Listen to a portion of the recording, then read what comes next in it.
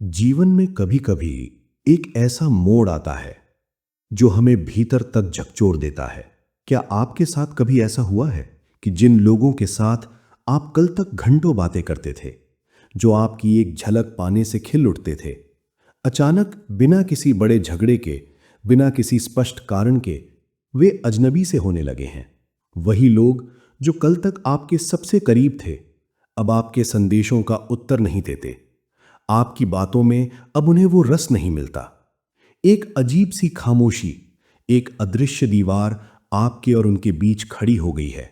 जब ऐसा होता है तो हमारा मन घबरा जाता है। हम खुद को आईने में देखते हैं और पूछते हैं, क्या मुझसे कोई गलती हो गई? क्या मैं अब उनके लायक नहीं रहा? क्या ये मेरा दुर्भाग्य है? मन विचलित होता है, अहंकार को चोट लगती है और हृदय में एक गहरा अकेलापन घर करने लगता है। लेकिन रुकिए, अगर आप सोल शक्ति के इस परिवार का हिस्सा हैं तो आज एक बहुत बड़े सत्य को सुनने के लिए तैयार हो जाइए।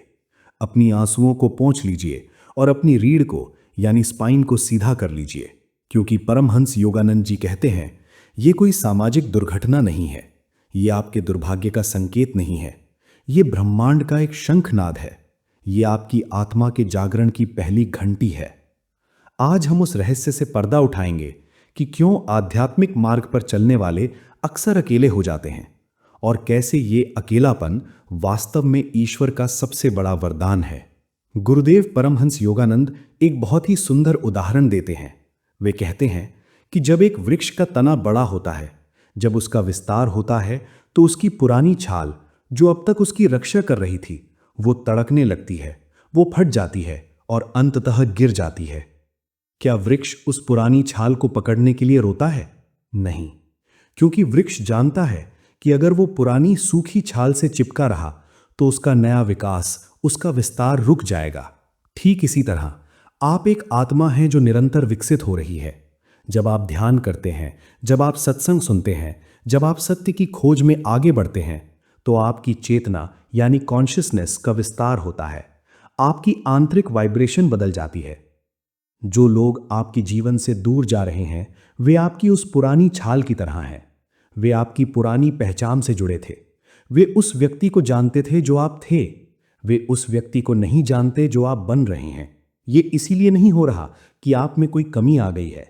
ये इसीलिए हो रहा है क्योंकि आप बदल रहे हैं, और परिवर्तन हर किसी के लिए सुविधाजनक नहीं होता। हर कोई आपकी नई ऊर्जा को, आपकी नई रोशनी को सहन नहीं कर सकता। कभी कभी आप सोचते होंगे, मैं तो अब पहले से ज्यादा शांत हूं, मैं तो अब किसी से झगड़ा भी नहीं करता, फिर भी लोग मुझसे दूर क्यों भाग रहे हैं? यहां पर एक बहुत गहरा आध्यात्मिक मनोविज्ञान काम करता है। जब आपके भीतर ईश्वर का प्रकाश जागता है, जब ध्यान के द्वारा आपके भीतर शांति का जन्म होता है, तो आप एक दिव्य दर्पण बन जाते हैं। आपकी चुप्पी उन लोगों के लिए शोर बन जाती है जिनके भीतर कोलाहल है। आपकी सत्यता उन लोगों को चुभने लगती है जो मुखौटे पहनकर जी रहे हैं। लोग आपसे इसीलिए दूर नहीं हो रहे कि आप बुरे हैं, वे इसीलिए दूर हो रहे हैं क्योंकि आपकी उपस्थिति अब उन्हें उनके भीतर की कमियों, उनकी अपनी अशांति और उनके झूठ का एहसास कराती है। उनका अहंकार आपकी सात्विक ऊर्जा के सामने असहज महसूस करता है। इसलिए अपनी रक्षा के लिए वे आपसे दूरी बना लेते हैं। योगानंद जी कहते हैं, जब आप ईश्वर की ओर बढ़ते हैं तो संसार की भीड़ छटने लगती है। ये ईश्वर की व्यवस्था है। वे भीड़ को हटा रहे हैं ताकि आप अपनी परछाई के बजाय अपने प्रकाश को देख सकें। मेरे प्रिय आत्मन, इस चरण को अकेलापन, लोनलीनेस कहना बंद करें। ये अकेलापन नहीं है, ये एकांत है, और इन दोनों में आकाश और पाताल का अंतर है। अकेलापन वो है जहां आप दुनिया को याद करते हैं और रोते हैं। एकांत वो है जहां आप स्वयं को याद करते हैं और खिलते हैं। जब जीवन आपको लोगों से खाली कर देता है, तो समझ लीजिए कि ईश्वर अब स्वयं उस खाली स्थान को भरना चाहते हैं। क्या आप एक भरे हुए कप में और चाय डाल सकते हैं? नहीं। ठीक इसी तरह जब तक आपका मन लोगों की राय, दोस्तों की गपशप और सामाजिक दिखावे से भरा हुआ है, तब तक उस परम चेतना के लिए आपके भीतर कोई जगह नहीं है। ये वो समय है जब ब्रह्मांड आपसे कह रहा है कि बहुत हो गया बाहरी सहारे ढूंढना, अब अपनी रीढ़ सीधी करो, अब भीतर मुड़ो। मैं तुम्हें भीड़ से इसीलिए हटा रहा हूं ताकि तुम मेरी आवाज सुन सको। यदि इस पवित्र समय में आप लोगों के पीछे भागते हैं, यदि आप उन्हें मनाने के लिए, उन्हें वापस लाने के लिए गिड़गिड़ाते हैं, तो आप इस दिव्य प्रक्रिया में बाधा डाल रहे हैं। आप ईश्वर के काम में दखल दे रहे हैं।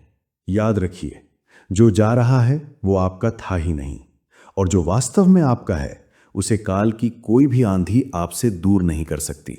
लेकिन सावधान रहें, परमहंस योगानंद जी चेतावनी देते हैं कि ये आध्यात्मिक यात्रा का सबसे नाजुक मोड़ है।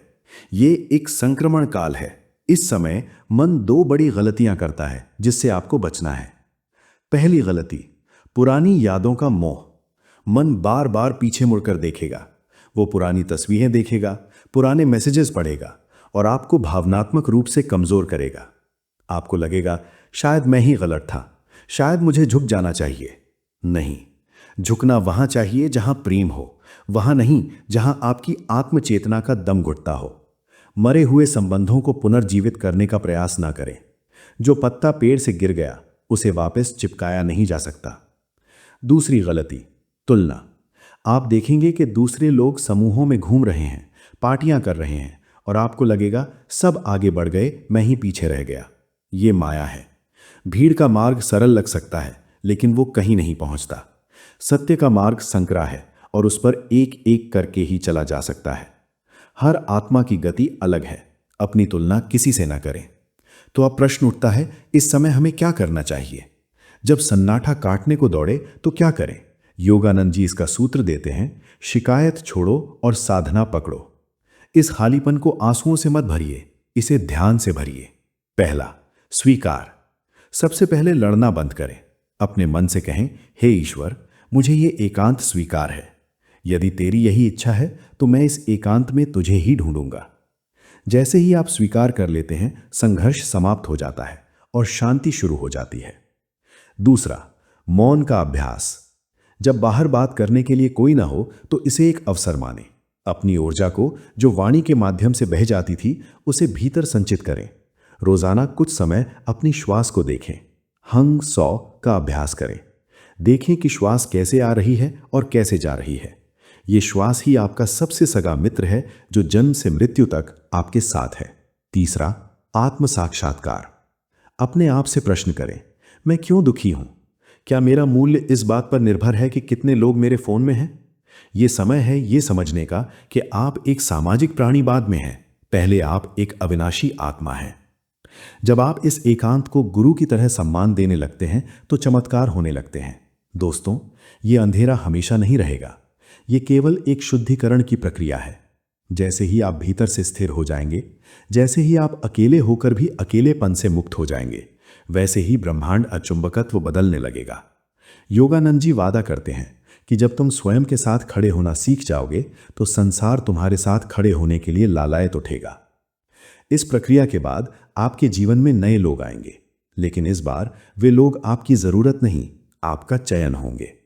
वे लोग आपसे आपकी ऊर्जा छीनने नहीं आएंगे, बल्कि आपकी ऊर्जा को बढ़ाने आएंगे। वे ऐसे लोग होंगे जो आपकी आत्मा की भाषा समझते होंगे। तब तक के लिए इस एकांत का आनंद लें। इस खालीपन में अपनी आत्मा का महल बनाएं। डरो मत, तुम अकेले नहीं हो। वो परम शक्ति, वो जगदम्बा हर पल, हर श्वास में तुम्हारे साथ है। बस तुम्हें बाहर का शोर बंद करके भीतर की ओर कान लगाने हैं। अगर आज की ये बातें आपकी आत्मा को छू गई हैं और आपको अपनी स्थिति का उत्तर मिल गया है तो कमेंट में जरूर लिखें, I accept my divine journey.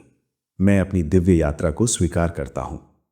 जुड़े रहिए सोल शक्ति के साथ अपनी अंतरात्मा की शक्ति को पहचानने के लिए। प्रणाम।